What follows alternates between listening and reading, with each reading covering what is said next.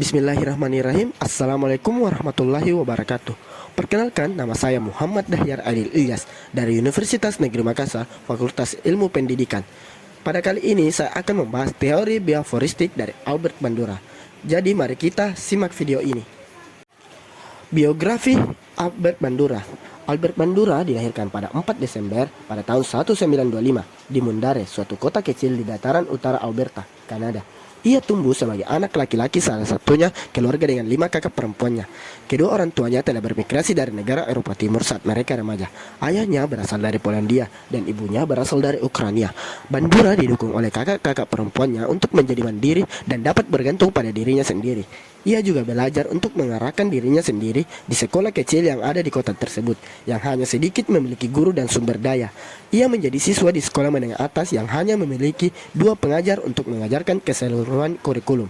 Dalam lingkungan seperti itu, proses belajar bergantung pada inisiatif dari para pelajar, sebuah situasi yang sangat sesuai untuk seorang pelajar yang brilian seperti Bandura. Adapun teori bioaforistik menurut Albert Bandura. Teori pembelajaran sosial merupakan perluasan dari teori belajar perilaku yang tradisional. Teori pembelajaran sosial ini dikembangkan oleh Albert Bandura pada tahun 1986. Teori ini menerima sebagian besar dari prinsip-prinsip teori belajar perilaku, tetapi memberi lebih banyak penekanan pada kesan dan isyarat-isyarat pada perilaku, dan pada proses-proses mental internal. Jadi dalam teori pembelajaran sosial kita akan menggunakan penjelasan-penjelasan reinforcement eksternal dan penjelasan-penjelasan kognitif internal untuk memahami bagaimana belajar dari orang lain. Dalam pandangan belajar sosial, manusia itu didorong oleh kekuatan-kekuatan dari dalam dan juga tidak dipukul oleh stimulus-stimulus lingkungannya.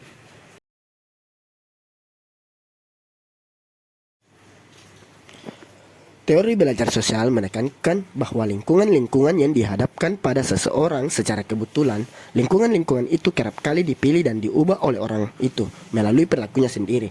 Menurut Bandura, bahwa sebagian besar manusia belajar melalui pengamatan secara selektif dan mengingat tingkah laku orang lain. Inti dari teori pembelajaran sosial adalah pemodelan atau modeling, dan pemodelan ini merupakan salah satu langkah paling penting dalam pembelajaran terpadu. Menurut Bandura, proses mengamati dan meniru perilaku dan sikap orang lain sebagai model merupakan tindakan belajar. Teori Bandura menjelaskan perilaku manusia dalam konteks interaksi timbal balik yang berkesinambungan antara kognitif, perilaku, dan pengaruh lingkungan. Kondisi lingkungan sekitar individu sangat berpengaruh pada pola belajar sosial jenis ini. Contohnya, seseorang yang hidupnya dan dibesarkan di dalam lingkungan judi, maka dia cenderung untuk bermain judi dan atau sebaliknya menganggap judi itu adalah tidak baik. Bandura pun memiliki pendapat atau asumsi tersendiri dalam kaitannya dengan hakikat manusia dan kepribadian. Asumsinya itu yaitu sebagai berikut. Yang pertama, manusia pada hakikatnya adalah makhluk yang sadar, berpikir, merasa, dan mengatur tingkah lakunya sendiri. Dengan demikian, manusia bukan seperti pion atau bidak yang mudah sekali dipengaruhi atau difasilitasi oleh lingkungan. Hubungan antara manusia dengan lingkungan bersifat saling mempengaruhi satu sama lainnya. Yang kedua, kepribadian berkembang dalam konteks sosial, interaksi antara satu sama lainnya. Dengan demikian, teori kepribadian yang tepat adalah mempertimbangkan konteks sosial tersebut. Dalam hal lain, Bandura menyetujui keyakinan dasar behaviorisme yang mempercayai bahwa kepribadian dibentuk melalui belajar, namun dia berpendapat bahwa conditioning bukan proses yang mekanis. Manusia menjadi partisipan yang pasif. Selanjutnya, Bandura dan teori belajar sosial. Untuk menjelaskan bagaimana perilaku sosial belajar anak, Bandura menggunakan prinsip-prinsip pengkondisian klasik dan pengkondisian operan. Bandura yakin bahwa anak belajar tidak hanya melalui pengalamannya, tetapi juga melalui pengamatan, yakni mengamati apa yang dilakukan oleh orang lain. Melalui belajar, menampilkan tingkah laku orang lain dan kemudian barangkali mengadopsi tingkah laku tersebut dalam dirinya sendiri. Model belajar yang terbaru yang dikembangkan Bandura meliputi tingkah laku, pribadi atau kognisi dan lingkungan. Hubungan timbal balik antara lain perilaku, pengaruh lingkungan, dan kognisi. Faktor kunci dalam memahami bagaimana individu belajar, faktor-faktor perilaku, kognisi, dan pribadi lainnya, serta pengaruh lingkungan. Bekerja secara interaktif berlaku dapat mempengaruhi kognisi dan sebaliknya kegiatan kognitif seseorang dapat mempengaruhi lingkungan. Pengaruh lingkungan dapat mengubah proses pemikiran seseorang dan seterusnya. Dalam model belajar melalui pengamatan, Bandura mengemukakan 4 komponen penting, yaitu attention, memperhatikan, retention, menyimpan dan mencangkal, motor reproduction, memproduksi gerak motorik, dan feature-based reinforcement and motivation, ulang penguatan dan motivasi. Dengan keempat komponen tersebut, berarti bahwa sebelum melakukan peniruan, orang menaruh perhatian terhadap model yang akan ditiru. Setelah memperhatikan, selanjutnya individu memperlihatkan tingkah laku yang sama dengan model tersebut. Ini berarti ada sesuatu yang dicamkan, yang disimpan, yang diingat dalam bentuk simbol-simbol.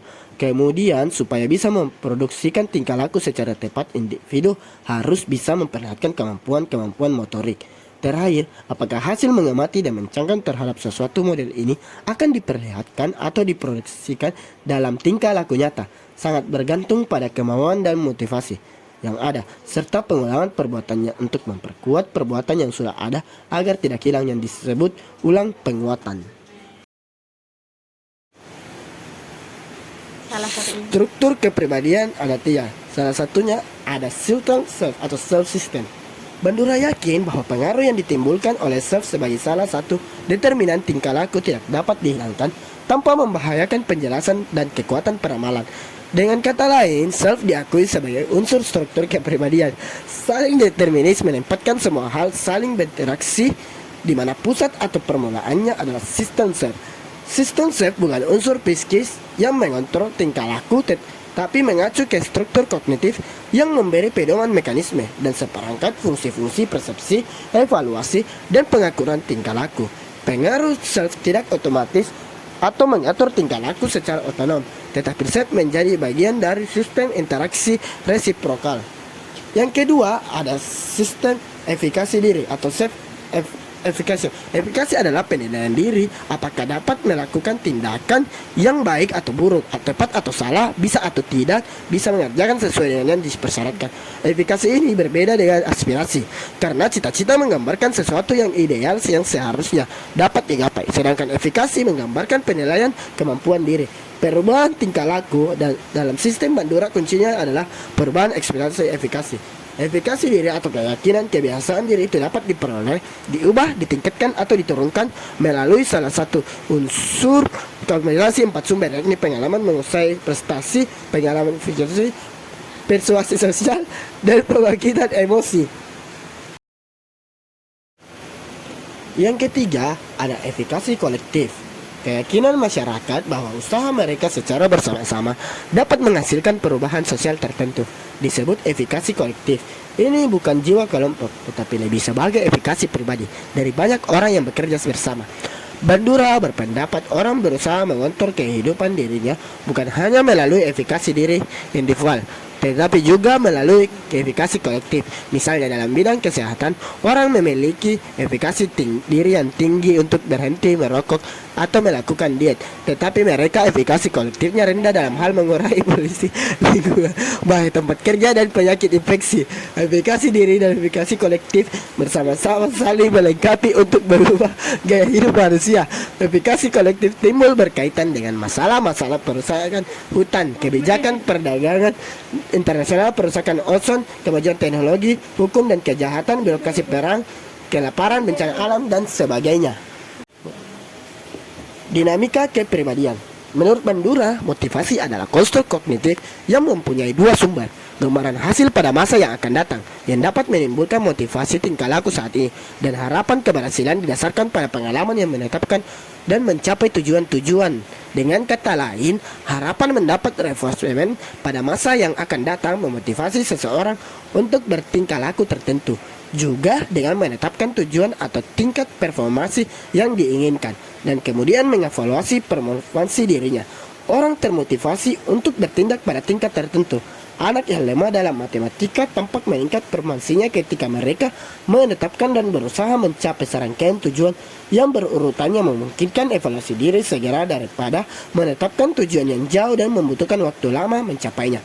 Jadi, terus-menerus mengamati, memikirkan, dan menilai tingkah laku diri akan memberi intensif diri sehingga bertahan dalam berusaha mencapai standar yang telah ditentukan. Selanjutnya, perkembangan kepribadian. Yang pertama, belajar melalui observasi. Menurut Bandura, kebanyakan belajar terjadi tanpa reinforcement yang nyata. Dalam penelitiannya, ternyata orang yang dapat mempelajari respon baru dengan melihat respon orang lain, bahkan belajar tetap terjadi tanpa ikut melakukan hal yang dipelajari itu. Dan model yang diamatinya juga tidak mendapat reinforcement dari tingkah lakunya. Belajar melalui observasi orang dapat memperoleh respon yang tidak terhingga banyaknya yang mungkin diikuti dengan hubungan atau penguatan. Yang kedua, ada dampak belajar. Setiap kali respon dibuat, akan diikuti dengan berbagai konsekuensi. Ada yang konsekuensinya menyenangkan, ada yang tidak menyenangkan, ada yang tidak masuk ke kesadaran, sehingga dampaknya sangatlah kecil.